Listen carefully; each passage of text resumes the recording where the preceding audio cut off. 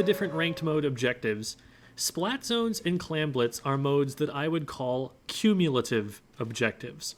What I mean by that is that when you push, you can make progress that won't just completely reset when you lose control of the objective. You've banked those points, you've locked them in. They sort of function as your starting point the next time you score, instead of having to start over from the beginning. By contrast, Rainmaker and Tower Control are high watermark objectives. If you lose a Rainmaker push, the furthest forward you should expect to be able to start your next push is at mid. Tower resets a little slower, so it's harder to completely stop a push, but it's still pretty common for a successful defense in Tower Control to result in the attackers having to restart the tower from mid again, if not further back. And it will go back to mid by default if you don't get back on it quickly. Now, none of these modes are perfectly described as either high watermark or cumulative. Splat Zones and Clamblitz have penalties, making it so that when the enemy team regains control, they have to score more before they're able to start accumulating points again. If the number of penalty points was equal to the number of points you scored on that push, it would actually be a high watermark mode, because you'd have to go as far as you already went, and then even further to be able to put any additional points on the board at all. But because it's only a fraction of what you scored, 3/4 in zones and half in Clamblitz, if you score exactly what you scored last time, you'll always make at least a little bit of progress. The exception for Tower and Rainmaker is that there are checkpoints to clear in those modes, and clearing a checkpoint makes it possible to score more easily on the next push. So even though you're almost never going to win a game just by clearing first checkpoint, getting first checkpoint is usually worth using resources for as a team, even if that's all that you get out of it. That said, I think a lot of players don't consider the high watermark aspect of Tower and Rainmaker enough, because sometimes players will push the Tower or the Rainmaker in situations where it is entirely useless to do so.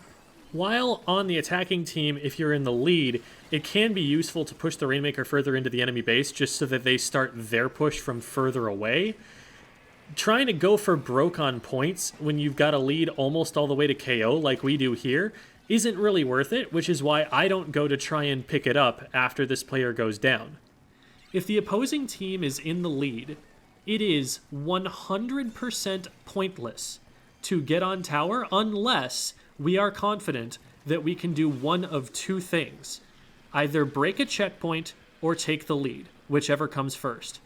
In fact, it's worse than pointless, it's counterproductive. If we can't do one of those things before we would get splatted for trying to ride the tower, trying to ride the tower will only make it more likely that we lose a fight, lose time waiting for our teammates to respawn, and have fewer chances to take the lead back in the rest of the game. The same goes for Rainmaker.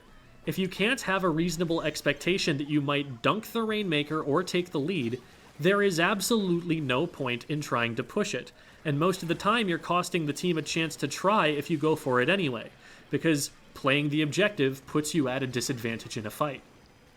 In those modes, don't look at your score and say good points if you didn't take lead or clear a checkpoint. Don't tell yourself, well, at least we got closer.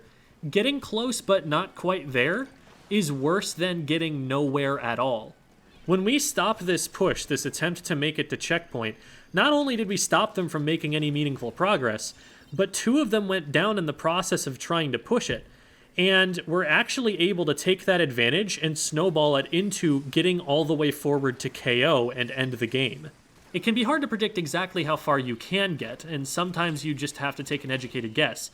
If time is running down, you've got to make a desperation play to keep the game going, and then you just hope someone on your team pops off and wins an advantage out of nowhere.